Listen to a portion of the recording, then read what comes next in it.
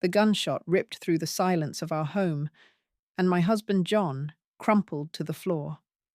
I dropped beside him, pretending I was hit too, my face pressed into the carpet. Two men rummaged through our drawers. "Hurry up," one grunted. The other laughed. David said the safe was behind the painting. Easy score. David, my son's name. My blood ran cold. I forced my breathing to stay shallow, my body limp. They took the cash and jewelry, their footsteps heavy on the hardwood. The front door slammed shut. I waited, counting to 100 in my head. Then I crawled to John. He was gone. I whispered a promise to his still form. I will make this right. My hands shook as I reached for the phone on the side table. I dialed 911. When the operator answered, I said, "There's been a robbery. My husband is dead." I did not say my son was involved. Not yet. I needed to understand why. The police would be here soon. I had to decide what to tell them. David was my only child. How could he do this? I stood up, my knees weak. I looked at the empty space where the painting had been.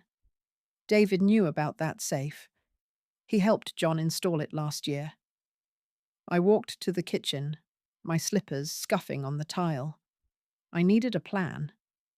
The police would ask questions. I couldn't reveal everything. Not until I knew the whole story. I poured a glass of water, but my hand trembled so much I spilled it. The puddle spread on the counter. I heard sirens in the distance. They were coming. I had to act normal, grieve normally. But inside, a cold fury was building. I would find out why David did this, and I would make sure he never got a cent from me again. I thought about the will. John and I had everything left to David. That would have to change. Today, before anyone could stop me. The doorbell rang. I took a deep breath and went to answer it. The police officers were kind, but their questions felt like needles. I sat on the sofa, wrapped in a blanket a neighbor brought. "Did you recognize the voices?" one officer asked. I shook my head. It all happened so fast.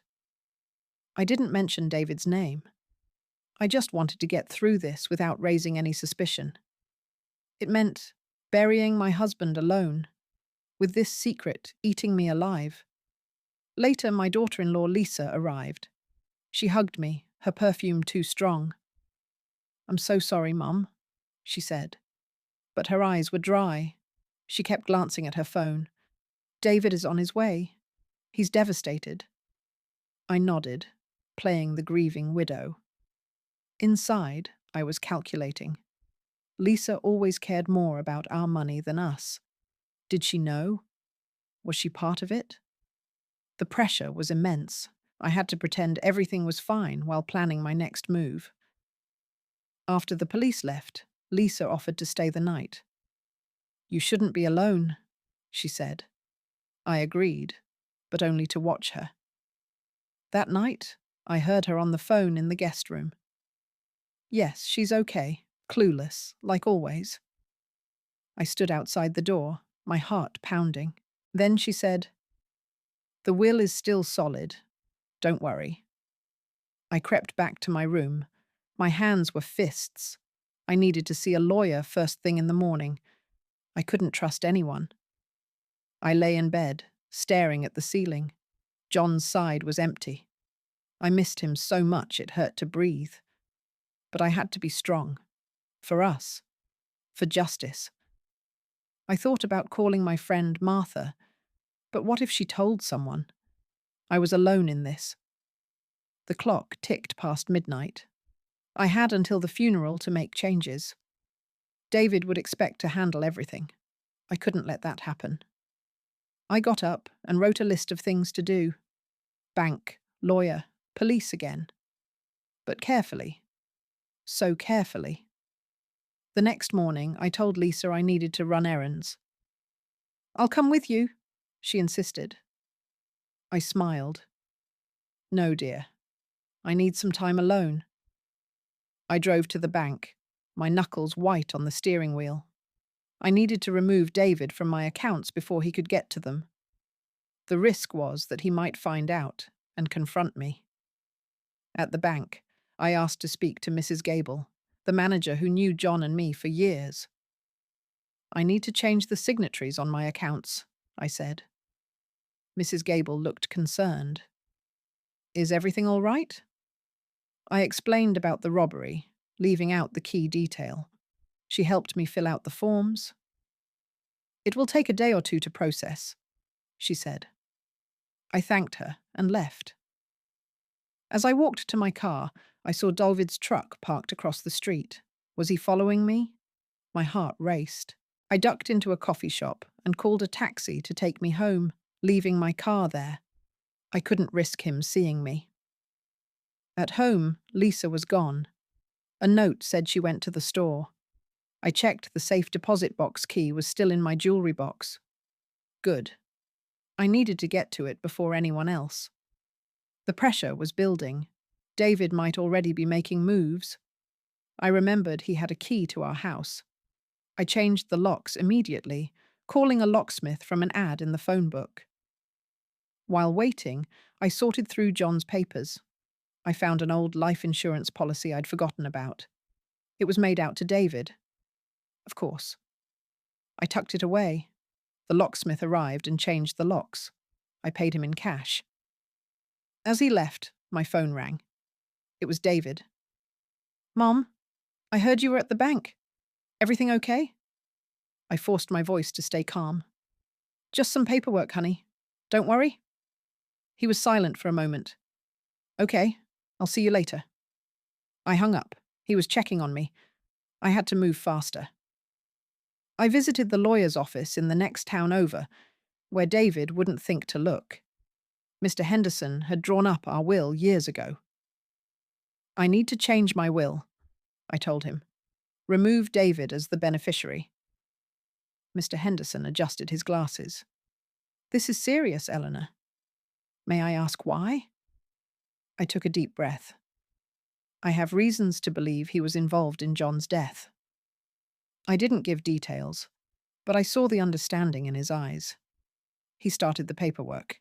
It will take effect once signed and witnessed, he said. It meant the final step of cutting off my only son. But the image of John on the floor kept me strong. As I left, I saw Lisa's car pull into the parking lot. How did she find me? I hurried to my taxi, but she saw me. She got out and waved. Mom, what are you doing here? I pretended to be confused. I had an appointment. What about you? She smiled tightly. Just some errands. I didn't believe her.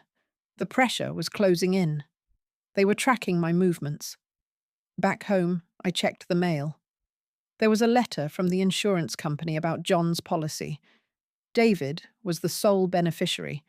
I needed to contest that. I called the company, but they said I needed proof of foul play. I had none yet. That evening, David came over. Mum, we need to talk about the funeral arrangements, he said. He sat at the kitchen table, looking so much like his father. My heart ached. I've already started, I said. His eyes narrowed. You should let me handle it. You're too upset. I shook my head. I can manage. He leaned forward. People are talking. They say you're acting strange. I stood up. I just lost my husband. I think I'm allowed to be strange. He left soon after, but I saw the suspicion in his gaze. I went to the basement where John kept his old files. I found a ledger book he used to track expenses. Flipping through it, I saw several large withdrawals I didn't remember. All around the times, David had asked for loans he never repaid. I sat on the cold concrete floor, the truth sinking in. David had been stealing from us for years. John must have known. Why didn't he tell me? I heard a noise upstairs. Someone was in the house. The lights went out. I froze in the dark basement. The ledger clutched to my chest. Footsteps creaked on the floor above. "Mom? Are you down there?" It was David's voice. I stayed silent, pressing myself against the wall. I had to hide the evidence and escape without being caught. The fear was that I might be found out. He came down the stairs, a flashlight beam sweeping the room. I saw the lights go out. Circuit breaker must have tripped. I held my breath. He was so close I could smell his cologne. He fiddled with the breaker box, and the lights flickered on. He saw me then, crouched in the corner. "What are you doing down here?" he asked, his tone sharp. I stood up, trying to act normal. "Just looking for some of your father's things." I hid the ledger behind my back. His eyes darted around. "You shouldn't be down here alone." He reached for my arm, but I pulled away. "I'm fine, David. You can go." He didn't move. "Lisa said you went to a lawyer today. Why?" The pressure was unbearable. I had to lie. "For the estate matters. It's complicated." He stared at me, and for a second, I saw the boy he used to be. Then it was gone. "Don't do anything stupid, Mum." He turned and went upstairs. I waited until I heard the front door close. My hands were shaking. I rushed to the phone and called Mr. Henderson. "I need to sign those papers now," I said. He agreed to meet me tomorrow. I packed a bag with essentials and the ledger. I couldn't stay here tonight. I drove to a motel on the outskirts of town. As I checked in, I saw a familiar car pull into the lot. David's truck. He had followed me. I locked the motel room door and peered through the blinds. He was sitting in his truck, watching my room. I was trapped. But I had the ledger, and I knew what I had to do. I peered through the blinds at David's truck parked outside the motel. He was still there, watching my room. I had to get to Mr. Henderson's office by 10 a.m. to sign the new will, or David might find a way to stop me. My hands trembled as I packed the ledger into my bag. I couldn't use my car. He'd see me leave. I needed a distraction. I called the front desk, my voice shaky. "There's a suspicious person in a truck outside my room. Could you check on him?" The clerk said he would. I waited, heart pounding. A few minutes later, I saw the clerk approach David's truck. They started talking. This was my chance. I slipped out the back door, into the alley behind the motel.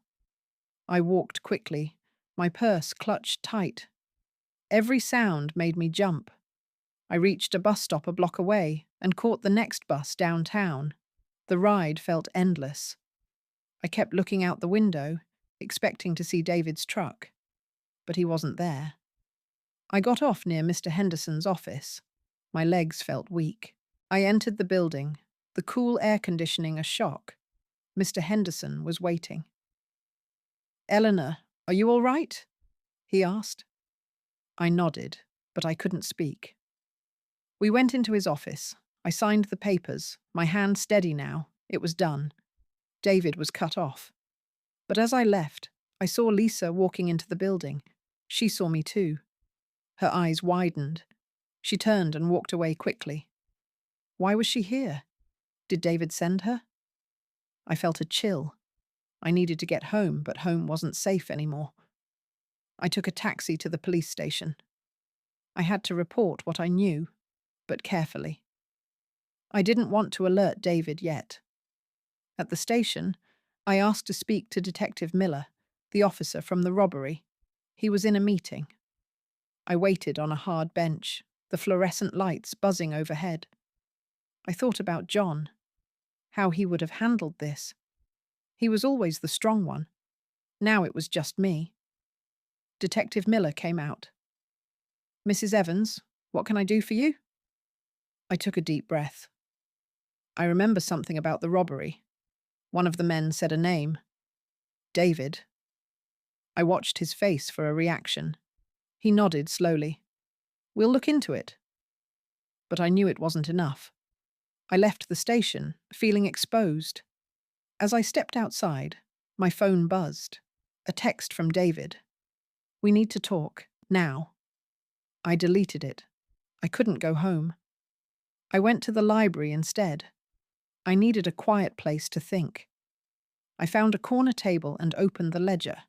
The numbers stared back at me. Thousands of dollars, all taken by David.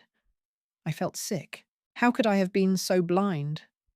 I heard someone clear their throat. I looked up. David was standing there, his face pale. "Mum, what are you doing?" He whispered. David's presence in the library sent a jolt through me. I snapped the ledger shut. "What do you want, David?" I kept my voice low. He pulled out a chair and sat opposite me. "You've been avoiding me. Changing the locks, going to lawyers. Why?" His eyes were pleading, but I saw the anger underneath. I had to stay calm. I couldn't afford to show fear. "I'm handling your father's affairs. That's all?" He leaned in. "Lisa saw you at Henderson's office. You're changing the will, aren't you?" I didn't answer. The pressure was immense. People were glancing at us. A librarian shushed us. David stood up. "We can't talk here. Let's go home." I shook my head. "I'm not going anywhere with you." He grabbed my arm, his grip tight. "Mum, stop this." I pulled away, my heart racing. "Let go of me." He released me, but his expression hardened. "You're making a mistake."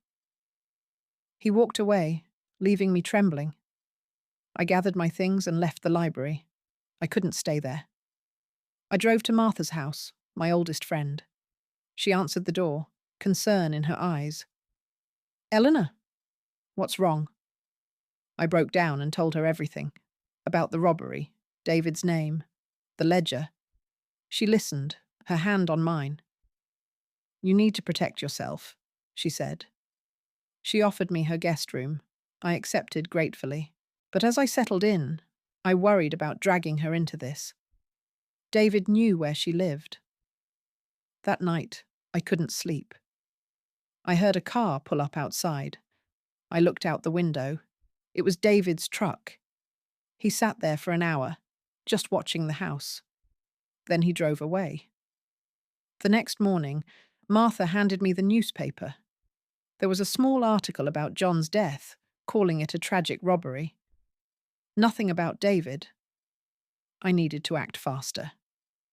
I went to the bank to check on the account changes. Mrs. Gable said everything was processed. David no longer had access. As I left, I saw Lisa waiting in the parking lot. She approached me, tears in her eyes. "Eleanor, please. David is your son. He loves you." I looked at her. "Does he? Then why did he take our money?" Her face fell. She didn't deny it. She just turned and walked away. I went back to Martha's and called Detective Miller. "I have evidence that David was involved in the robbery," I said. He asked me to bring it in. I packed the ledger and drove to the station. But when I arrived, Detective Miller wasn't there. Another officer told me he was out on another case. I left the ledger with him, but I felt uneasy. On my way back, I stopped at the grocery store. As I was picking out apples, I heard a familiar voice. David was in the next aisle, talking on his phone. "She gave it to the police. We need to get it back." I froze. He was talking about the ledger. I abandoned my cart and hurried out. As I got into my car, I saw David running towards me. He banged on my window. "Mum, open up." I started the engine and drove away, my hands shaking on the wheel. I glanced in the rearview mirror. He was following me. I made a quick turn into a neighborhood, losing him in the side streets. I drove to a quiet park and parked. I needed a new plan. David was getting desperate. I couldn't stay at Martha's anymore. I had to find another place. My phone rang. It was Mr. Henderson. "Eleanor, There's a problem with the will. David is contesting it. He claims you're not of sound mind. Mr. Henderson's words hit me like a physical blow. David was contesting the will, saying I was incompetent. The injustice burned. I had to prove him wrong, and fast, before he could get a court order. I drove to a cheap hotel across town, paying cash to avoid a paper trail. The room was damp, but it was safe for now. I had to gather proof that I was mentally sound and of David's crimes. I lost my peace of mind, feeling like a fugitive in my own life. I called my doctor, Dr. Patel, and made an appointment for a mental evaluation. "It's urgent," I said. He agreed to see me that afternoon. Meanwhile, I started writing down everything that happened since the robbery. Dates, times, conversations. I used a notebook I bought at a dollar store. As I wrote, I realized how isolated I had become. John was gone, and my son was my enemy. The pressure was relentless. Later, at Dr. Patel's office, I explained the situation.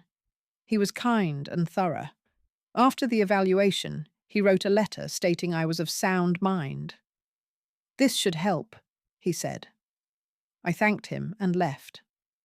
On my way out, I saw Lisa sitting in the waiting room. She avoided my gaze. Was she here for the same reason? To get evidence against me? I hurried to my car. My phone buzzed with a text from an unknown number. "Stop this, or you'll regret it."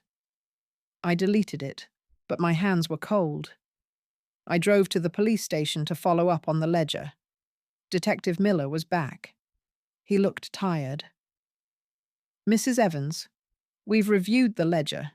It shows financial transactions, but it's not enough to prove David was involved in the robbery. We need more." My heart sank. "What about the name I heard?" He sighed. "It's your word against his. Without concrete evidence, it's hard to proceed." I felt defeated, but I couldn't give up. I left the station and went to the library again to use their computer. I searched for information on contesting wills and mental capacity. I printed out several articles. As I was leaving, I saw David's friend, Mark, watching me from across the street. He didn't approach, but his presence was a threat. I drove back to the hotel, taking a long route to ensure I wasn't followed. That evening, I called Mr. Henderson. "I have a letter from my doctor," I told him. "Good," he said. "But David has hired a lawyer. It's going to be a fight." I knew that. I prepared a simple dinner in the hotel microwave, but I couldn't eat. I thought about John and how he always believed in doing the right thing. I had to see this through. The next morning, I visited the county clerk's office to get copies of all our property deeds. I wanted to make sure David couldn't sell anything without my knowledge. The clerk was helpful, and I got the documents without issue. As I was leaving, I saw Lisa's car parked outside. She was talking to a man I didn't recognize. They seemed serious. I ducked behind a pillar and watched. Lisa handed him an envelope. He nodded and drove away. What was that about? I felt a new wave of fear. I went back to my car and drove to the hotel. When I arrived, I found a note slipped under my door. "I know where you are. Let's talk." It wasn't signed, but I knew it was from David. I packed my bags quickly. I couldn't stay here. As I was loading the car, I saw David walking towards me from across the parking lot. David approached me in the hotel parking lot, his hands raised as if in surrender. "Mum, please, we need to talk without all this running." I stood by my car door, keys in hand, ready to flee. "There's nothing to talk about, David. I know what you did." His face twisted. "What? That I borrowed some money? Dad knew about it. He said it was fine." I shook my head. "Borrowed? You stole, David. And those men who killed your father, they said your name." He stepped closer, his voice low. "You're confused. The stress is getting to you. Let me help you." I saw the manipulation in his eyes. By standing firm, I risked losing my son, but I had no choice. "I have evidence, David. The ledger, the will changes. It's over." He laughed, a harsh sound. "Evidence? Of what? You're an old woman who's lost her husband. No one will believe you." The pressure was overwhelming. I got into my car and locked the doors. He knocked on the window. "Open up, Mum." I started the engine and backed out, nearly hitting another car. I drove away, my vision blurry with tears. I needed a safe place to regroup. I drove to a community centre where they had senior activities. I blended in with the others, playing bingo like nothing was wrong. But inside, I was planning. I needed to protect all my assets and reveal David's actions. I called my insurance company and disputed the beneficiary on John's policy, citing the ongoing investigation. They put a hold on it. Next, I visited the Social Security office to ensure my payments were secure. The woman there was helpful and confirmed no changes had been made. I felt a small victory. But as I left, I saw Mark again, sitting in his car across the street. He was following me. I drove to a crowded mall and lost him in the parking garage. I went into a store and bought a prepaid phone. I needed a way to communicate without David tracking me. I called Martha from the new phone. "I'm okay," I told her, "but don't tell anyone where I am." She promised. I spent the night in my car parked at a rest stop, too afraid to check into another hotel. The next day, I drove to Mr. Henderson's office to drop off the doctor's letter. He wasn't in, but his assistant took it. As I was leaving, I saw David and Lisa walking in. I hid behind a door and listened. "We need to see Henderson," David said. "It's about my mother's will. She's not competent." The assistant told them to wait. I slipped out the back door. My heart was pounding. They were moving faster than I expected. I needed to act now.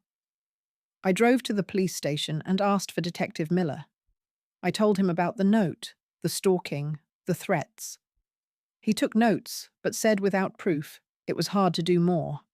I felt frustrated. On my way out, I saw David's truck parked nearby. He was waiting for me. I got into my car and drove straight to the newspaper office. I asked to speak to a reporter. I told her my story, about the robbery, the financial abuse, the contested will. She seemed interested and took notes. "I'll look into it," she said. As I left, I felt a glimmer of hope. But when I returned to my car, I found all 4 tires slashed. I stared at the slashed tires, my hope crumbling. This was David's doing, a clear message. Fighting back was growing more dangerous. I called a tow truck from my new phone, using cash from my emergency stash. While waiting, I sat on the curb, feeling every one of my 70 years.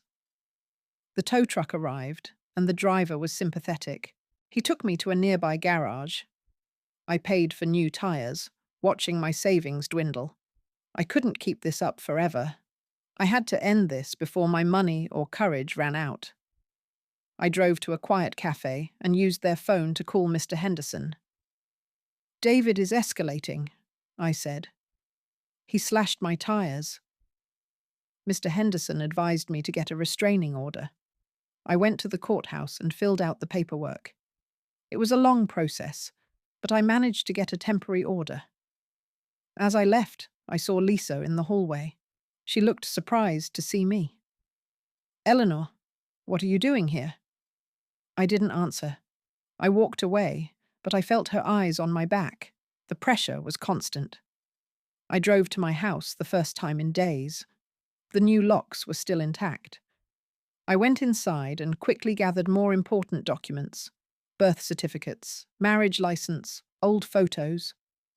I couldn't stay. but I needed these. As I was leaving, I saw a car pull up. It was David and a man in a suit, probably his lawyer. I locked the door and slipped out the back through the garden. I climbed over the fence into the neighbor's yard and walked to the next street where I had parked my car. My heart was racing. I drove to a storage unit I had rented under a false name. I stored the documents there, along with the ledger copies. I felt a bit safer having them secure. That evening, I checked into another motel, using cash again. I was tired of moving, tired of hiding. I missed my home, my life with John. I called Detective Miller from my new phone. "I have more information," I said. "David is following me, threatening me. I have a restraining order now." He promised to look into it. But I knew it wasn't enough. I needed something concrete. I remembered John had a safe deposit box at another bank. He once said he kept important things there. I had the key in my bag. The next morning, I went to that bank. The manager opened the box for me. Inside, I found old letters, some jewelry, and a small notebook. I opened the notebook. It was John's handwriting. He had written about David's borrowing, his worries, and a conversation they had where David threatened him if he didn't get more money. My hands shook as I read. John knew David was capable of this. He had written it all down. This was the evidence I needed. I took the notebook and left the bank. As I walked to my car, I saw David across the street. He was on the phone, but he saw me too. He started walking towards me, his face angry. I got into my car and drove away quickly. But as I turned the corner, I saw police cars parked in front of my motel. Had David called them on me? I drove past slowly. Then I saw Detective Miller getting out of his car. He saw me and waved me down. I pulled over. "Mrs. Evans," he said, "we need to talk. We've received a complaint about you harassing your son." Detective Miller's accusation felt like a punch. "Harassing my son?" I repeated, my voice trembling with more than age. "He's the one who had my tires slashed. He's been following me." I saw the doubt in his eyes. David had gotten to him first, framing me as the unstable one. I needed to flip this narrative immediately and show the detective the proof I now possessed. It cost me my composure. I was shaking, looking every bit the fragile old woman David was painting me to be. I reached into my bag, my fingers closing around John's small notebook. "My husband knew," I said, handing it to Detective Miller. He wrote it all down. The threats, the money. David threatened him. The detective took the notebook, his expression shifting from skepticism to focused attention as he skimmed the pages. The pressure eased just a fraction. But then my new phone rang. I didn't recognize the number, but I answered. It was David's lawyer, his voice crisp and formal. "Mrs. Evans, we have filed for an emergency competency hearing. A court-appointed psychiatrist will be contacting you." They were moving to have me declared incompetent, to take everything. I ended the call and looked at Detective Miller. "Did you hear that? They're trying to lock me away." He closed the notebook. "This is compelling. I need to take this in for evidence, and will need a formal statement from you." He agreed to follow me to the station. As I drove, I watched my mirrors, expecting David to appear. He didn't. At the station, I gave my full statement, detailing everything from the night of the robbery to the slashed tires. It took hours. When I was done, I felt drained. Detective Miller walked me out. "This changes things, Eleanor. We'll bring David in for questioning." It was a small victory, but a vital one. I got back to my car, the temporary restraining order feeling a little more substantial. I drove to a different, busier motel, one with a well-lit parking lot. I locked the door and leaned against it, exhausted. The fight was far from over, but for the first time, the law was finally on my side. I allowed myself a small, weary smile.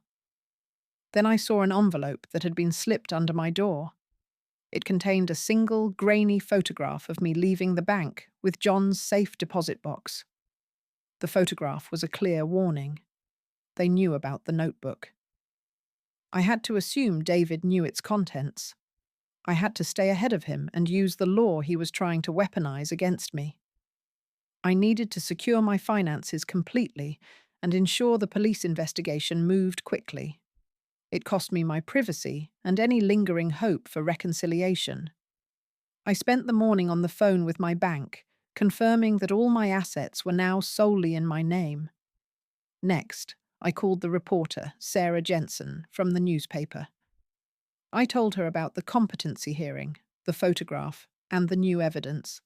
She was very interested. "This is a strong story of elder abuse and fraud," she said. I agreed to meet her later that day. The pressure was now a constant, humming dread. David knew I had the notebook, and he would be getting desperate. I met Sarah at a public park. I gave her a copy of the ledger pages and told her about John's notebook. She took careful notes. "This is good," she said.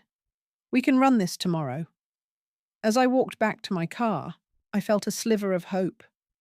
Public exposure might be the shield I needed, but when I returned to the motel, there was a voicemail on my old phone from Martha. She sounded upset. "Eleanor, David came by. He was asking a lot of questions about where you were, if you seemed confused.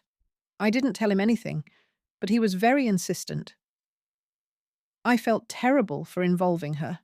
I called her back on my new phone and reassured her. I decided it was time to stop hiding.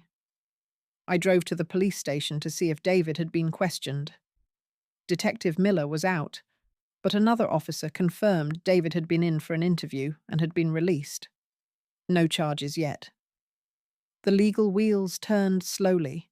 I left feeling frustrated. I went to a diner and forced myself to eat some soup. As I sat there, I saw Lisa's car pull up outside.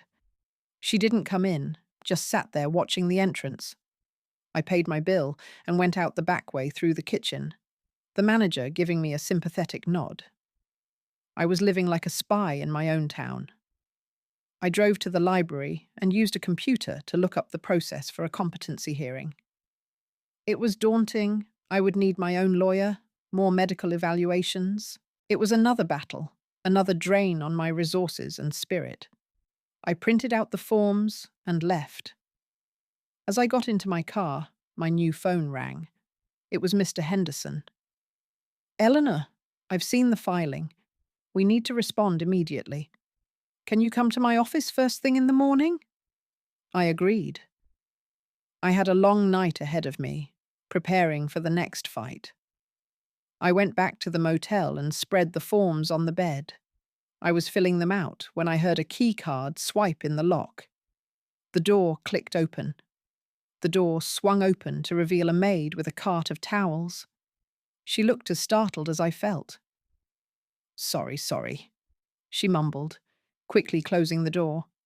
My heart hammered against my ribs. It was an accident, but it felt like a breach.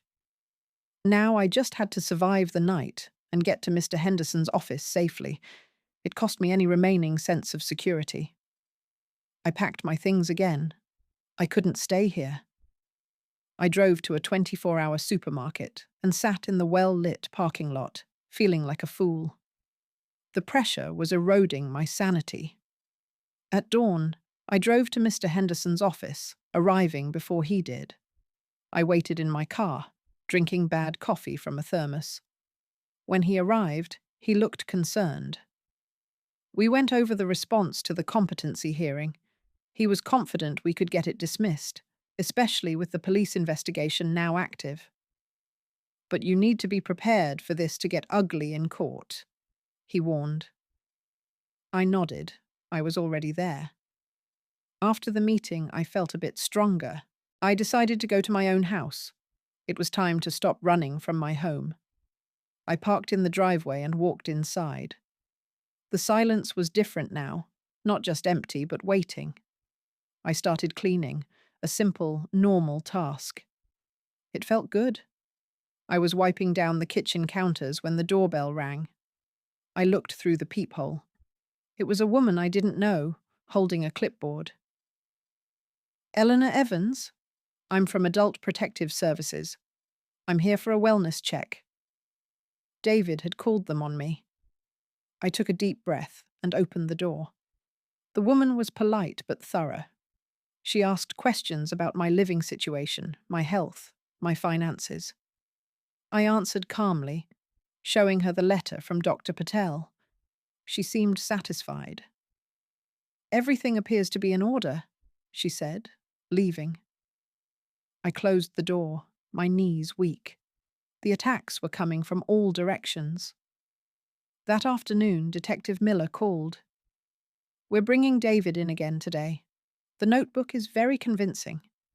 We're also looking into his friend Mark, who matches the description of one of the robbers.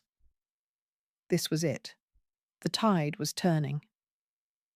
I allowed myself to feel a surge of triumph. I went into the garden and sat on the bench John and I always shared. I told him what was happening, whispering to the air. I felt a sense of peace.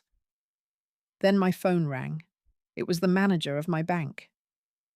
Mrs. Evans, I'm sorry to call, but we've had a man here claiming to be you, with a forged ID, trying to access your safe deposit box. The attempted breach at the bank sent a fresh wave of panic through me. They were getting reckless. I had to lock down every last asset and let the police do their job. I drove to the bank immediately and met with Mrs. Gable. We went down to the vault. My box was untouched. The forger had been denied. He was very convincing, Mrs. Gable said, her face pale. He had a driver's license with your name and his picture. It had to be David or someone working for him. I emptied the box, taking the remaining jewelry and old bonds back to my car. I couldn't leave anything to chance. It cost me the complete dissolution of any trust I had left in the world. I drove straight to the police station and reported the attempted fraud to Detective Miller. He added it to the growing file against David. We're executing a search warrant on his house this afternoon, he told me. We're looking for the gun and any evidence linking him to the robbery. Finally, real action. I left the station feeling a cautious optimism. I went home, feeling it was the safest place for now, since the police were actively watching David. I sorted through the items from the safe deposit box. Among the bonds, I found an old key on a faded tag. I didn't recognize it.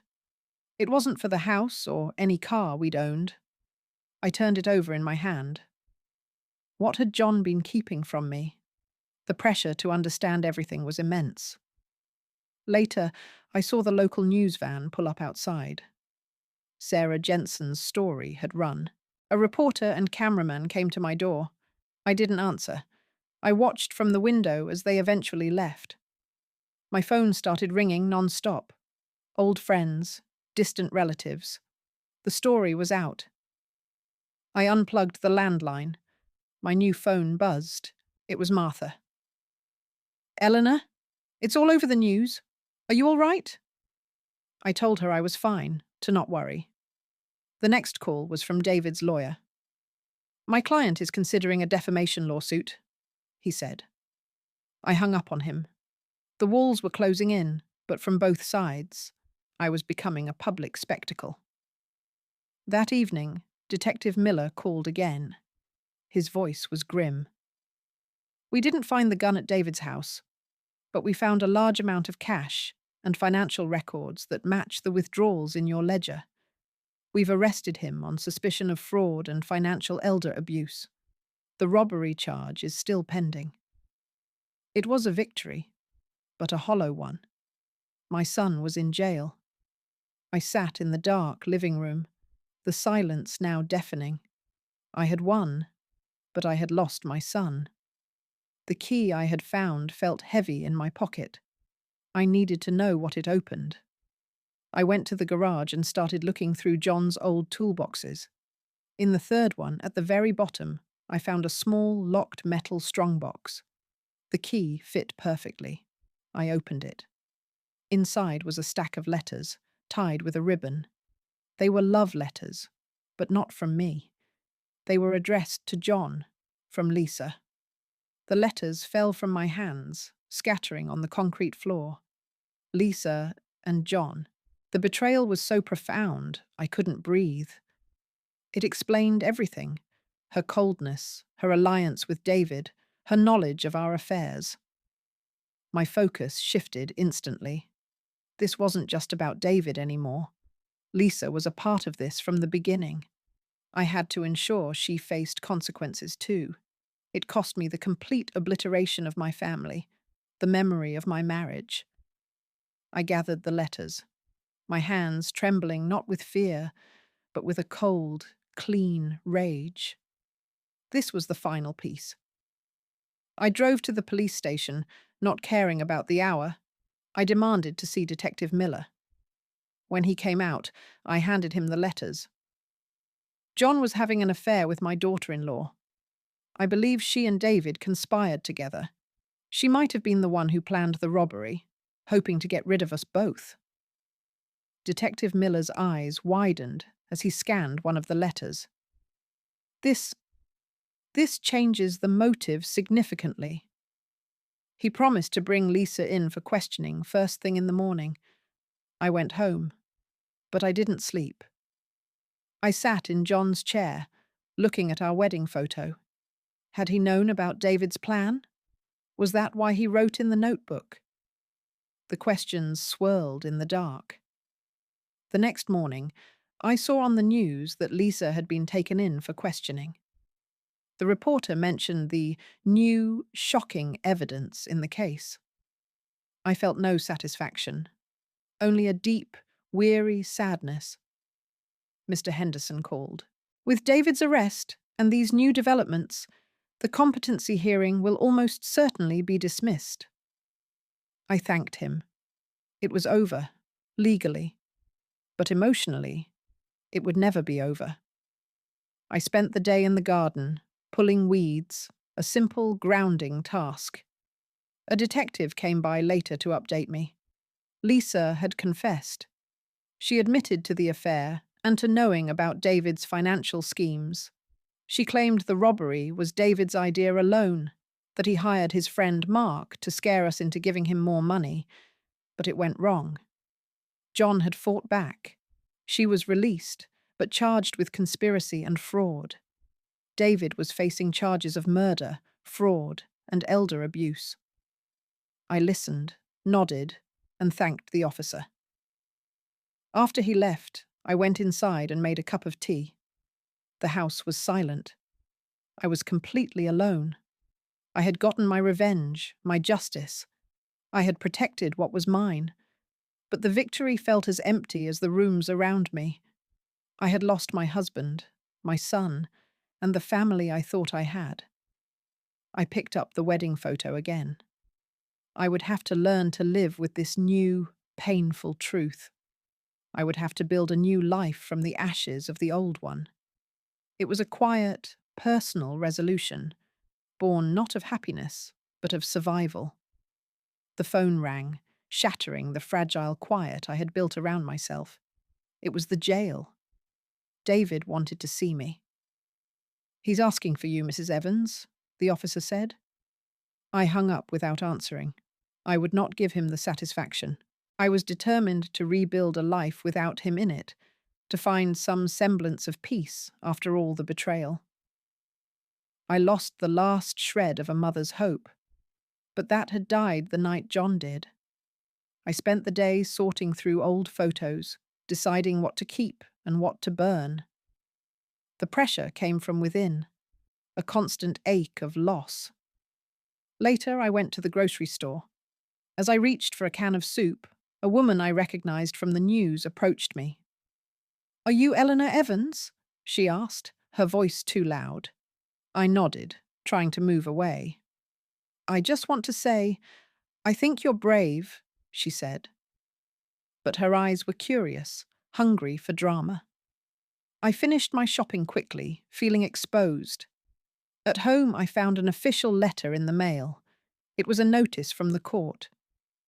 David was contesting his arrest, claiming the evidence was planted by me. My hands shook. Would this never end? I called Mr. Henderson. He assured me it was a standard maneuver, unlikely to succeed. But it meant more court dates, more stress. That evening I tried to watch television, but I couldn't focus. The doorbell rang. I looked through the peephole. It was a man in a suit I didn't recognize. He held up a badge.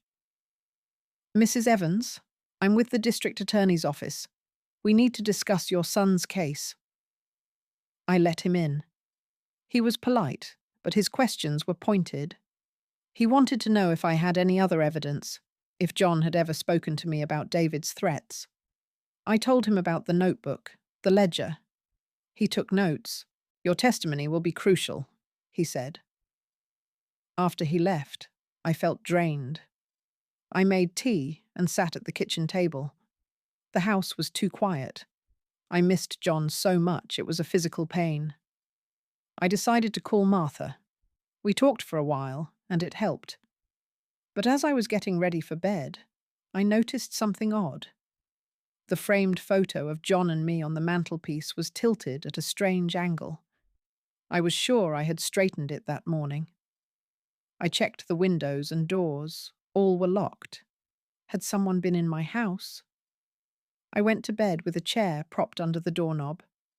I lay awake for hours, listening to every creak. Just as I was drifting off, my phone buzzed. A text from an unknown number. You shouldn't have talked to the DA. The text was a clear threat. Someone was watching me, trying to intimidate me before the trial. I had to find out who it was and stop them, without letting fear paralyze me. I lost another night of sleep, jumping at every sound. In the morning, I called Detective Miller and reported the text.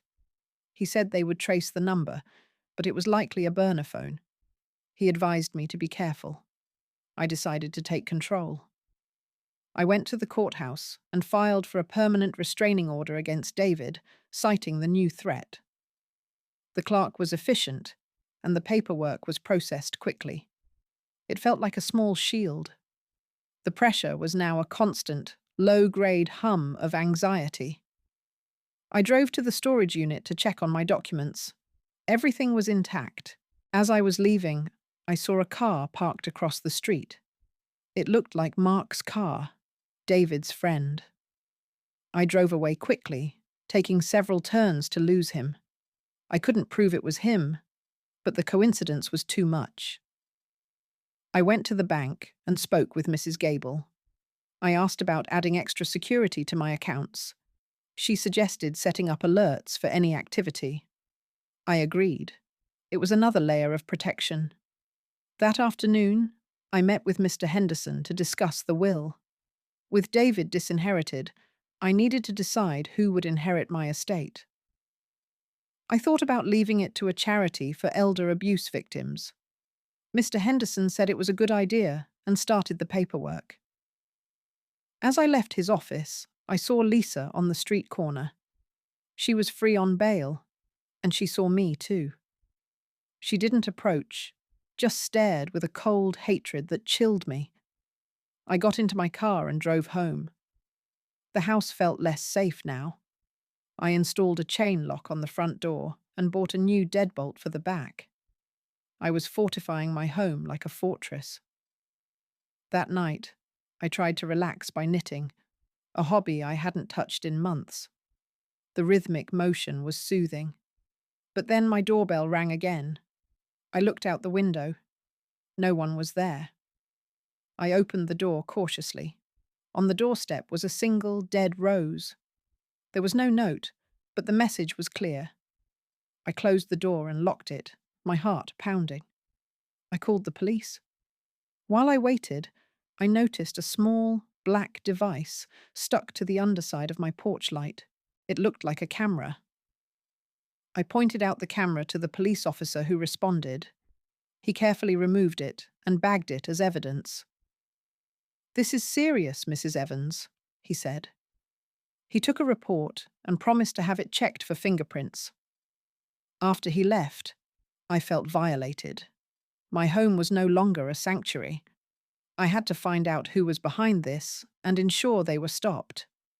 I lost any remaining sense of safety. I spent the next day with a locksmith, reinforcing all my windows. I also called a security company and had a basic alarm system installed. The pressure was escalating, and I couldn't ignore it. I needed to be proactive. I visited Detective Miller at the station. I showed him a photo I had taken of Mark's car near my storage unit. "I think he's involved in the harassment," I said. Detective Miller agreed to bring Mark in for questioning.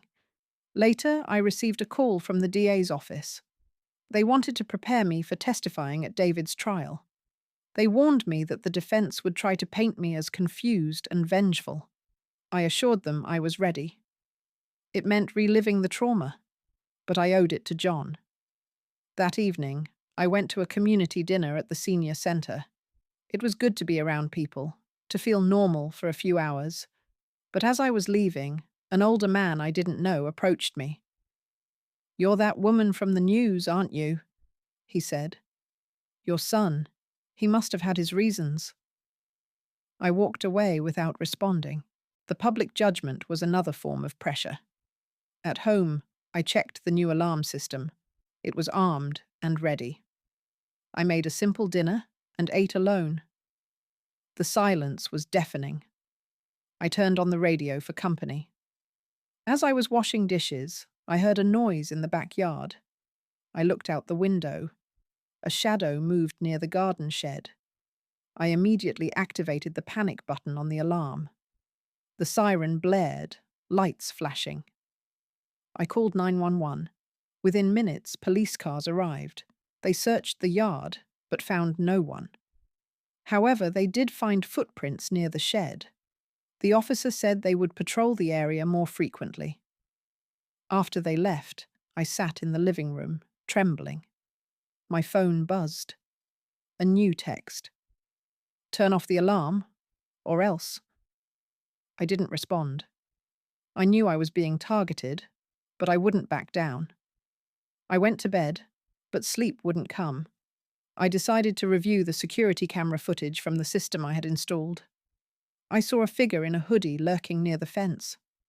I couldn't see the face, but the build looked like Mark. I saved the footage to give to the police. Then I noticed something else in the video. A car was parked down the street, and someone was sitting inside, watching my house. It was Lisa. Seeing Lisa on the footage confirmed she was still involved, even from afar. I had to ensure she faced full consequences and couldn't harm me further. I printed stills from the video and drove to the police station first thing in the morning. Detective Miller wasn't in, but I left the photos with an officer and filed another report for stalking. The legal process felt slow, but I was building a case. The pressure was now a constant watchfulness, exhausting but necessary. I went to the post office to check my P.O. box, something I had set up for sensitive mail. There was a letter from the court regarding David's trial date. It was set for 2 months from now. I had time to prepare, but also time to dread it. I stopped by the library to research elder rights and legal protections. I felt empowered by knowledge. As I was leaving, I saw Mark sitting in his car in the parking lot. He saw me and quickly drove away. It was clear he was following me. I drove to a nearby police substation and reported it. An officer took my statement and said they would have a talk with him. I hoped it would scare him off. Back home, I tended to my garden, a small act of normalcy. The roses were blooming, a stark contrast to the dead one left on my doorstep. I weeded and watered, feeling the sun on my back. It was peaceful until my neighbour, Mrs. Gable from the bank, came over. "Eleanor," I heard about the trouble. Are you okay? She asked. I appreciated her concern, but it reminded me that everyone knew my business. I thanked her and went inside. The isolation was becoming overwhelming. I called Martha, and she invited me over for dinner. I accepted, grateful for the company. At her house, we had a lovely meal, and for a few hours, I forgot the chaos. But when I drove home, I saw a car following me. I didn't panic. I drove to the well-lit parking lot of a 24-hour store and called the police. The car sped away before they arrived. The officer who came advised me to vary my routes and times. It was sound advice, but it made me feel like a prisoner in my own life. That night, I reviewed my security footage again. The car that followed me was the same one Lisa had been in. I saved the footage. As I was getting ready for bed, my phone rang. It was an unknown number. I answered, but no one spoke. I could hear breathing. Then a whispered voice said, "Drop the charges." I hung up and blocked the number. I knew it was them, trying to scare me, but I was done being scared. I went to my desk and wrote a list of all the incidents with dates and times. I would present it to the DA. I was fighting back with facts. Just as I finished, the doorbell rang. I looked through the peephole. It was a delivery man with a package. I hadn't ordered anything. I told him to leave it on the porch. After he drove away, I waited an hour before retrieving it. I opened it carefully. Inside was a small music box. When I lifted the lid, it played a lullaby I used to sing to David. A note fell out. "Remember what you're destroying." The music box was a cruel psychological blow designed to make me doubt myself. I would not let it work. I packed it in a box and gave it to the police as evidence. I was determined to see this through to the end, no matter how painful the memories it stirred. I spent a night in tears, mourning the son I once had. The next day, I had an appointment with the DA to review my testimony. We went over the events of the robbery, the financial abuse, the harassment. It was draining, but I held firm. The pressure was immense, but I focused on John's memory. After the meeting, I felt a sense of purpose. I decided to visit John's grave. I hadn't been since the funeral. I brought flowers and sat on the bench nearby. I talked to him, telling him everything that had happened. It felt like he was listening. I promised him I would see justice done. As I was leaving, I saw Lisa's car parked on the road leading out of the cemetery. She was watching me. I didn't engage. I drove straight to the police station and reported her for violating her bail conditions, which included no contact with me. An officer said they would pick her up. Later that day, Detective Miller called. "We arrested Mark. We found the burner phone used to text you in his car. He's denying everything, but it's a start." It was a small victory. I felt a glimmer of hope. I went home and tried to relax. I baked a cake, something I hadn't done in years. The simple act of measuring and mixing was therapeutic. The cake turned out well. I shared it with Martha when she came over for coffee. We talked about old times before all this happened. It was nice. But when she left, the emptiness returned. I checked my security system and went to bed early. I was exhausted from the constant vigilance. In the middle of the night, I was awakened by the sound of breaking glass. I sat up in bed, my heart racing. The alarm hadn't gone off. I grabbed my phone and called 911. I stayed in my room, listening. I heard footsteps downstairs. Then a voice called out, "Mum, it's me, David." But that was impossible. He was in jail. I peered out my bedroom door. The figure at the bottom of the stairs wasn't David. It was Mark, holding a crowbar. Mark stood at the bottom of the stairs, crowbar in hand, his face twisted in a sneer. "David sent a message," he growled. I slammed my bedroom door shut and turned the lock, my heart hammering against my ribs. I had to keep him out until the police arrived. I lost the last vestige of feeling safe in my own home. I grabbed the heavy brass lamp from my nightstand, holding it like a club. The wood of the door splintered as he swung the crowbar. Each impact jarred through me. The pressure was suffocating. I could hear his ragged breathing just feet away.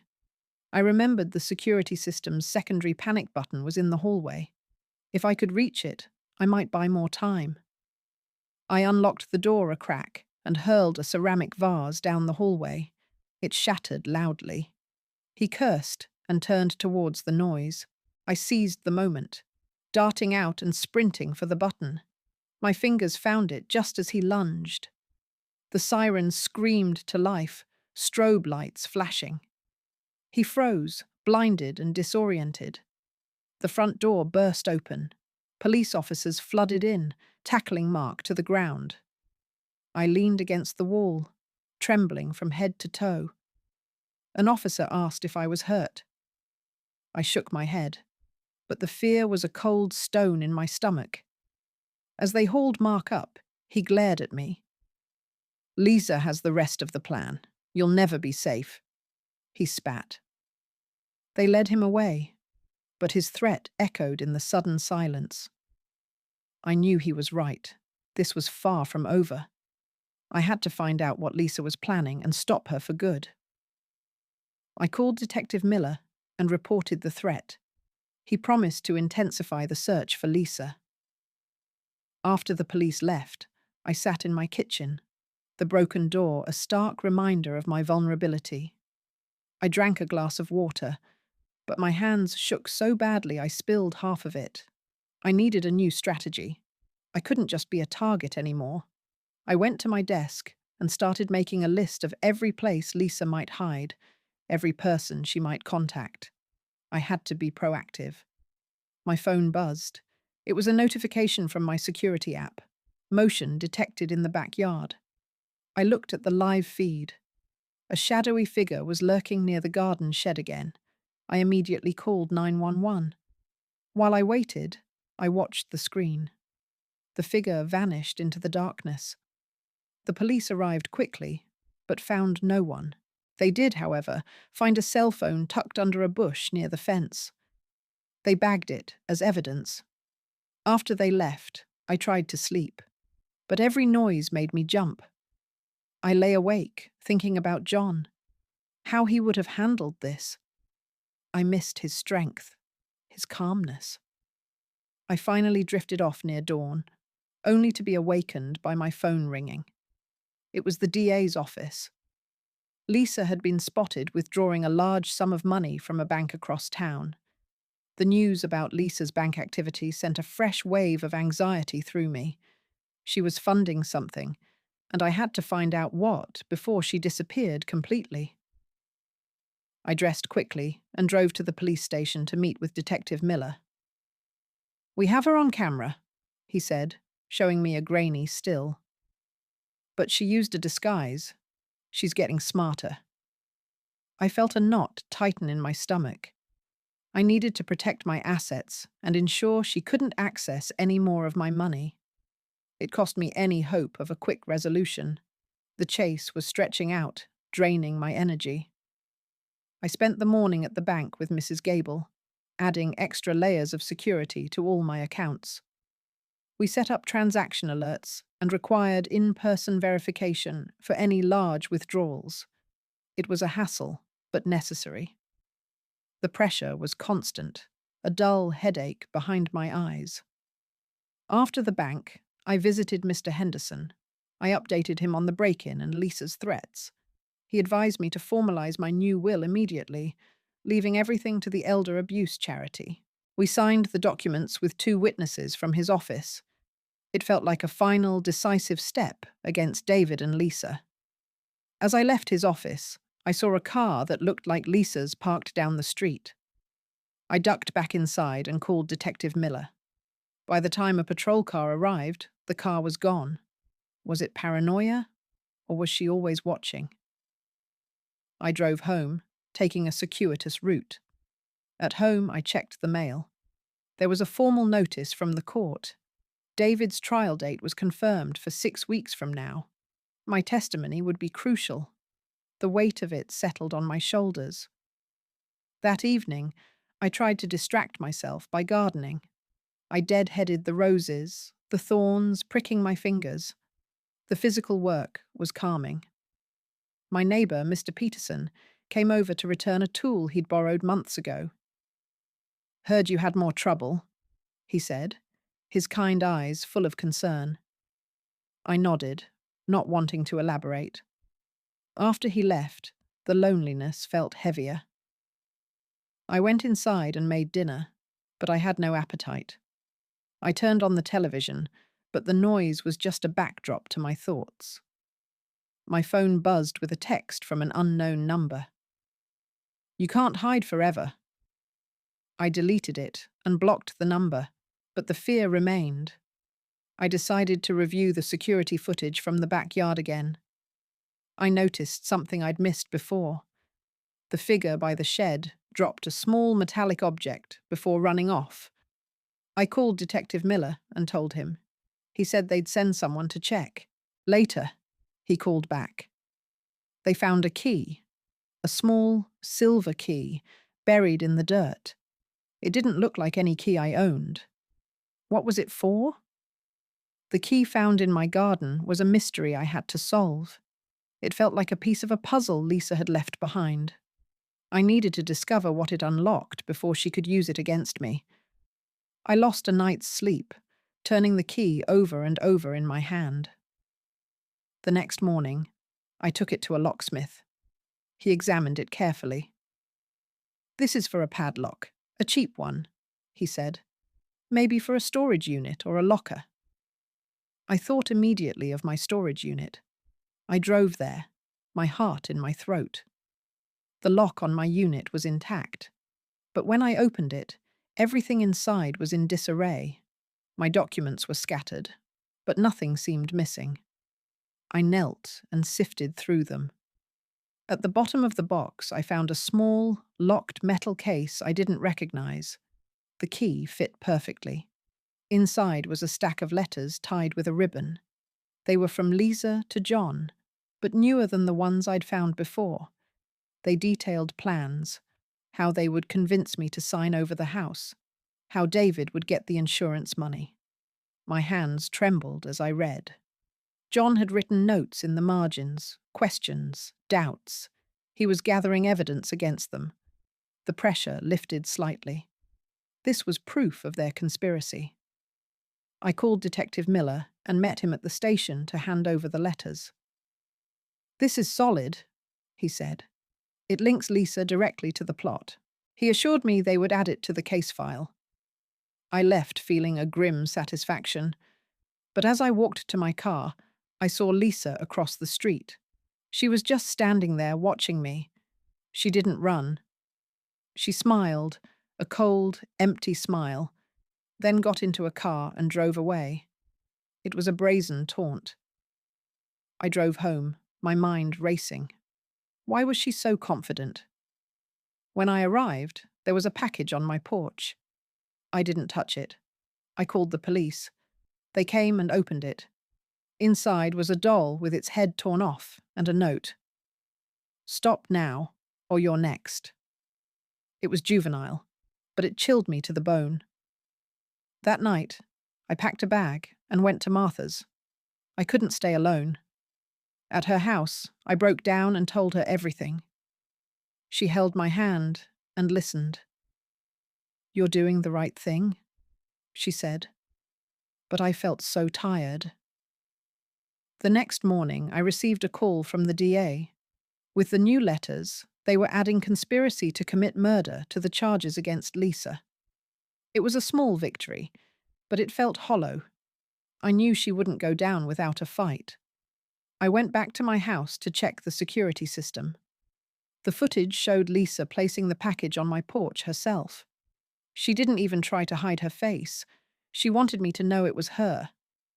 I saved the footage and sent it to Detective Miller. As I was leaving, my phone rang. It was David, calling from jail.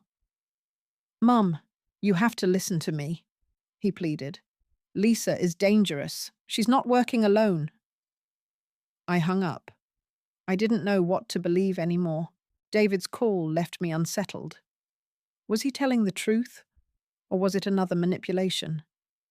I had to assume Lisa had an accomplice and find out who it was. I met with Detective Miller and played him the recording of David's call. He frowned. "We've been looking into her contacts. She's been seen with a man named Jake, Mark's cousin. He has a record for burglary." The pieces were falling into place. I needed to help the police identify Jake and bring him in. It cost me my peace of mind, constantly looking over my shoulder.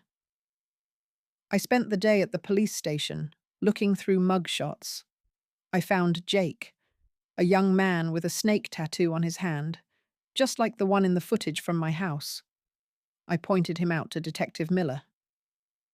"We'll put out an APB," he said. I felt a bit safer knowing they were actively searching for him. The pressure was relentless, though. Every time my phone rang, I jumped. Later, I went to the supermarket to get groceries. As I was loading bags into my car, I saw Jake standing at the far end of the parking lot. He was watching me. I didn't panic. I got into my car, locked the doors, and called 911. I gave them my location and a description of Jake and his car. I drove away slowly, keeping him in my rearview mirror. He followed me for a few blocks, then suddenly turned off and disappeared. The police met me at home and took my statement. They said they would increase patrols in the area. That evening, I decided to take a stand. I called a local security company and had more cameras installed around my property, including one focused on the street. I was fortifying my home like a fortress, but I refused to be driven out. I made dinner and ate at the kitchen table, John's empty chair, a painful reminder. I missed our simple evenings together. After dinner, I reviewed the new camera feeds. I saw a car slowly cruising past my house multiple times. It was Jake's car. I called the police immediately. They responded quickly and pulled him over a few blocks away. They found burglary tools in his car and arrested him. Detective Miller called me later. "He's not talking, but this is a break. We'll hold him on suspicion." I felt a surge of relief. Maybe now it would end. But as I was getting ready for bed, my doorbell rang. I looked through the peephole. No one was there. On the doorstep was a single dead flower and a note. "You can't stop us all." It was signed with a drawn snake. Lisa still had friends. I went inside and locked the door, my heart heavy. I knew then that the battle was far from over. The note with the snake symbol felt like a declaration of war. Lisa had a network, and I had to dismantle it piece by piece. I couldn't let fear rule me anymore. I decided to go public with my story, to use the media as a shield. I called Sarah Jensen, the reporter, and agreed to an interview. It cost me my privacy, but I hoped it would bring pressure on Lisa and her allies. The next day, Sarah came to my house with a cameraman. I told my story, showing her the notes, the vandalism, the threats. I didn't hold back. "I just want to live in peace," I said, my voice steady. The interview was emotional, but I felt empowered. After they left, I waited for the story to air. The pressure was now in the court of public opinion. That evening, the segment ran on the local news. My phone started ringing off the hook with calls of support. It was overwhelming, but comforting. However, later that night, I received a threatening email. "You shouldn't have done that. Now everyone will see." It was from a fake account. I forwarded it to Detective Miller.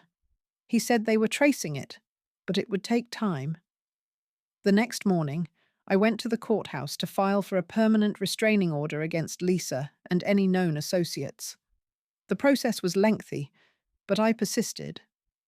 As I left the courthouse, I saw Jake being led in handcuffs for his arraignment. He saw me and smirked. I looked away, refusing to be intimidated. I drove home, feeling a bit stronger, but when I arrived, my front door was ajar. I stopped, my blood running cold. I didn't go in. I called the police from my car. They arrived and cleared the house. It had been ransacked again. Drawers were pulled out, cushions slashed, and on the wall in red paint was, "We're still here." Nothing valuable was taken, but the message was clear. I sat on the porch steps, feeling defeated. Detective Miller arrived and took charge. "We'll dust for prints, but I think we know who did this," he said.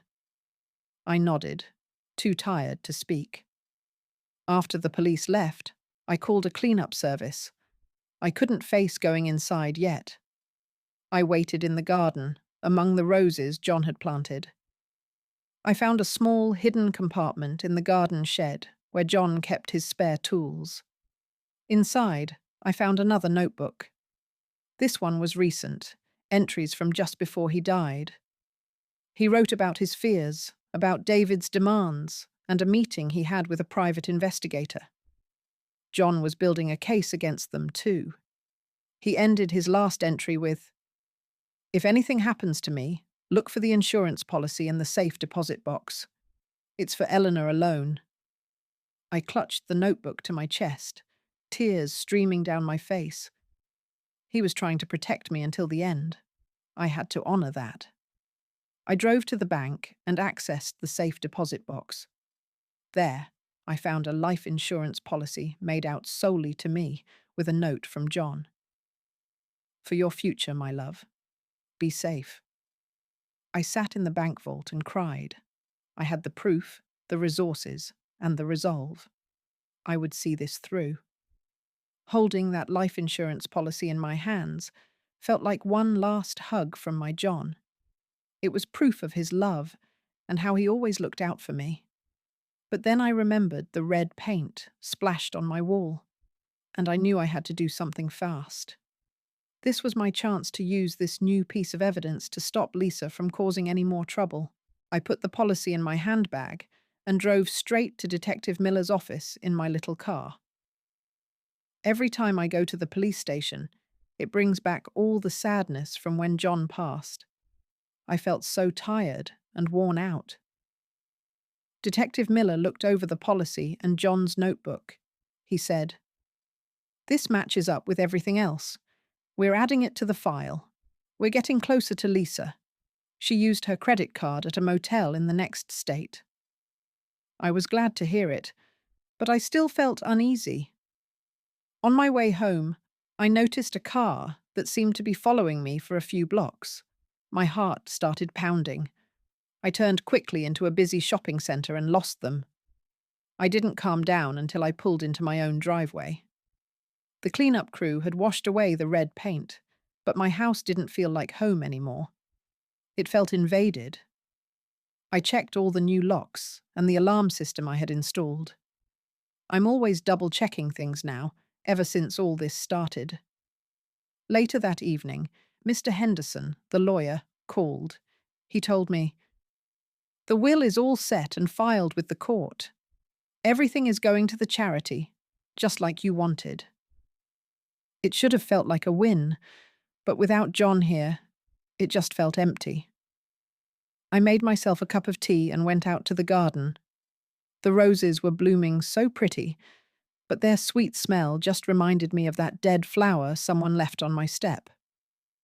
It made me feel sad and a little angry. Then my phone buzzed. A text from a number I didn't know said, "You think you've won? It's just beginning." I deleted it right away, but those words stuck in my head. I went inside and looked at the security camera footage from earlier. I saw a figure come up to the house, but the motion lights came on and they ran off. I couldn't see the face clearly, but the shape of them looked like Lisa. I saved that part of the video and emailed it to Detective Miller. Just as I was getting ready for bed, the doorbell rang. I looked through the peephole and didn't see anyone. When I opened the door, there was a small wrapped box on the step. I didn't touch it. I called the police right away. When they came and opened it, inside was a burned photo of John and me on our wedding day. My hands were shaking. I felt a deep fear settle in my chest. Seeing that burned photo felt like an attack on my heart. Someone was trying to hurt me by destroying my precious memories. I couldn't let them win. I knew I had to help the police find my daughter-in-law Lisa before she did something worse. So I spent the whole morning with Detective Miller. I told him everything I could remember about her habits, her friends, and the places she liked to go.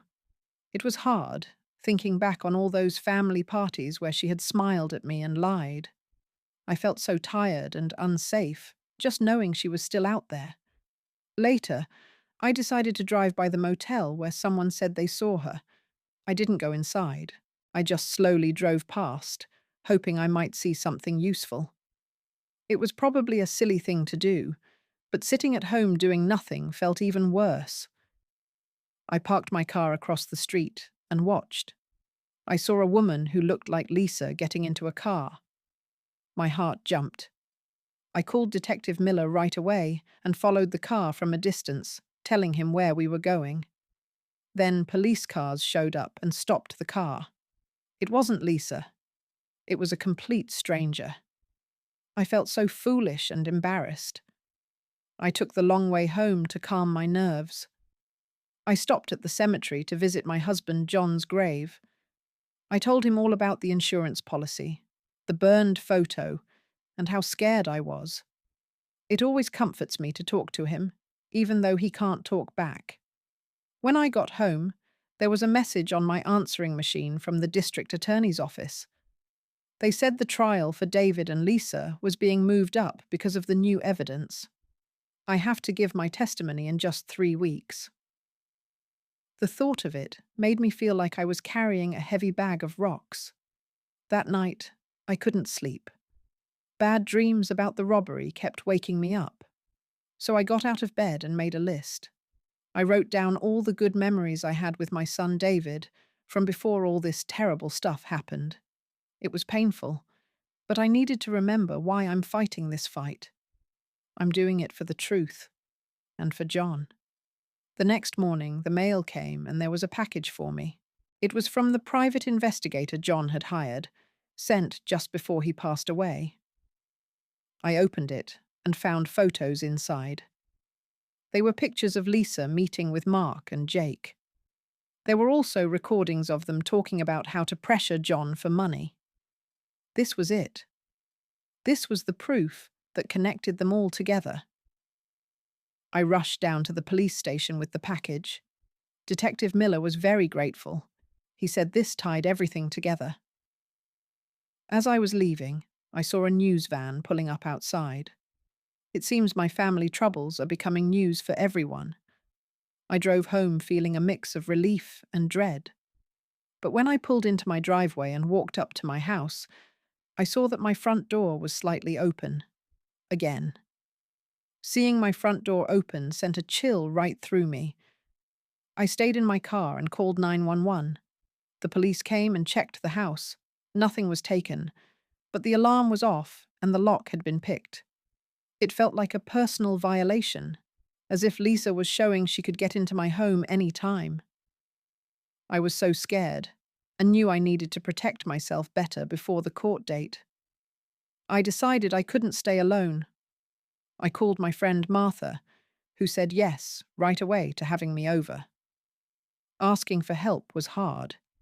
It made me feel like I was losing my independence.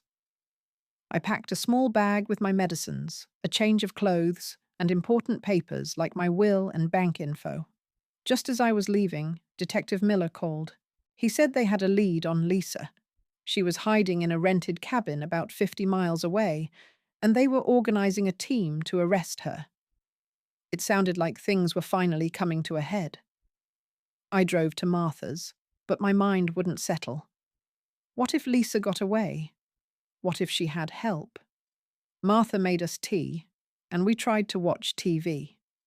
The local news came on with my story again, this time showing Lisa's photo and asking for sightings. It felt like progress, but it also made me nervous, like I was a target out in the open. Later that evening, David called from jail. He sounded desperate and said, "Mum, Lisa has a backup plan to flee the country. You have to stop her." I hung up, not sure if I could believe him after everything, but the fear was real. I called Detective Miller right back and told him. He assured me they were handling it. The next day, I went back to my house to check on things. The police had put up an extra camera. I was watering my ficus plant when my phone buzzed with a security alert. I tapped the notification and saw the live video. There was Lisa in my backyard, staring straight into the camera with a cold, mean smile. Then she turned and disappeared into the trees. My heart pounded as I called the police. They sent cars to search, but she was already gone. That night, back at Martha's, I couldn't sleep. I lay in bed thinking about my late husband, John, and how he tried to make sure I'd be safe. I owed it to his memory to be strong. The trial was only 2 weeks away, and I had to be ready. Just as I was dozing off, my phone rang from an unknown number. I answered, and a distorted voice said, "See you in court," before the call ended. That frightening phone call with the distorted voice was meant to scare me before the trial.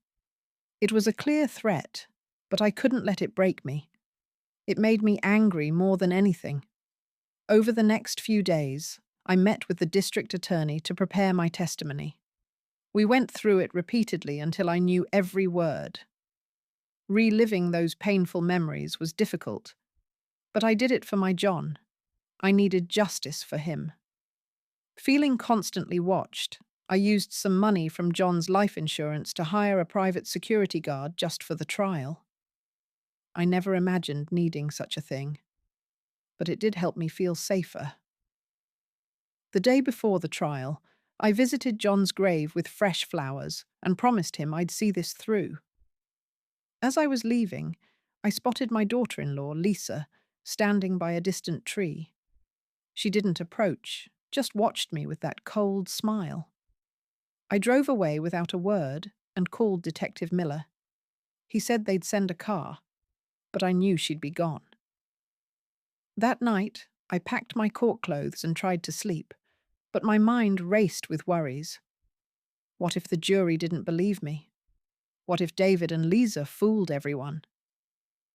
I pushed those thoughts aside. I had the evidence and the truth. On the trial morning, I wore a simple navy dress John always liked. The courthouse was crowded with reporters.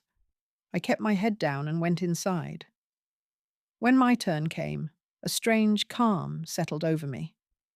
I told my story from the robbery day through all the harassment that followed, presenting the proof.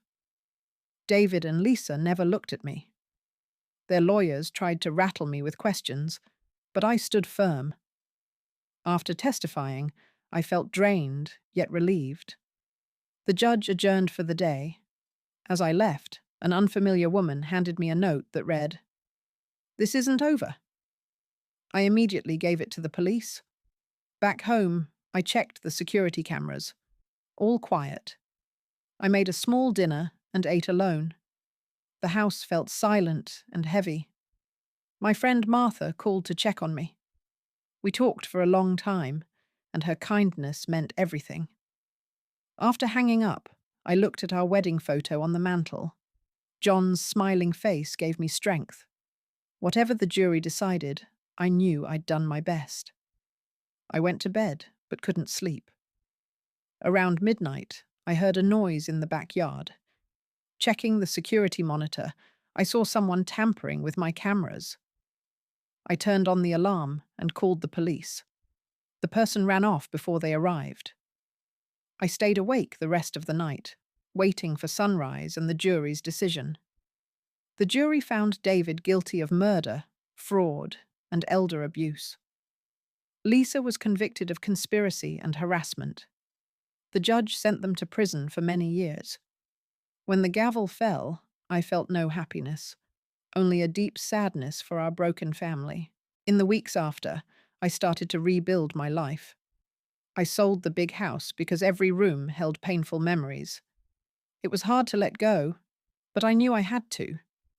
I worked with a nice real estate agent, and we cleared out the furniture. I donated some items to a local charity shop. Then I moved into a small cottage near my friend Martha. The cottage is cozy, with a little garden out back. It's just enough space for me to manage alone. I planted some flowers and a few vegetables. I felt relief to be in a new place without all the old shadows.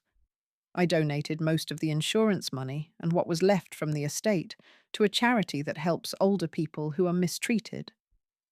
John always believed in helping others, so I think he would have smiled at that. I kept a handful of photos and small trinkets from our life together, but I let the anger inside me fade away. Some days I visit John's grave at the cemetery. I bring fresh flowers and talk to him about the roses I'm growing now. It's a quiet, one-sided chat, but it comforts me. Other days, Martha and I have coffee together. We sit at her kitchen table or on my porch, sipping our drinks and chatting about simple things, like the weather, our gardens, or what we saw on TV. Those ordinary moments mean everything to me. I started volunteering at the community centre downtown. I help with setting up chairs for events or just listening to other seniors who feel scared or lonely. It gives me a purpose and makes me feel useful again. The bad dreams that used to wake me at night have mostly stopped. Now I have a gentle daily routine that keeps me grounded.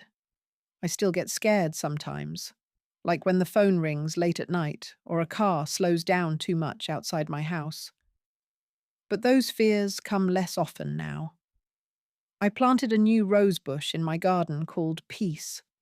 It has lovely white and pink blooms.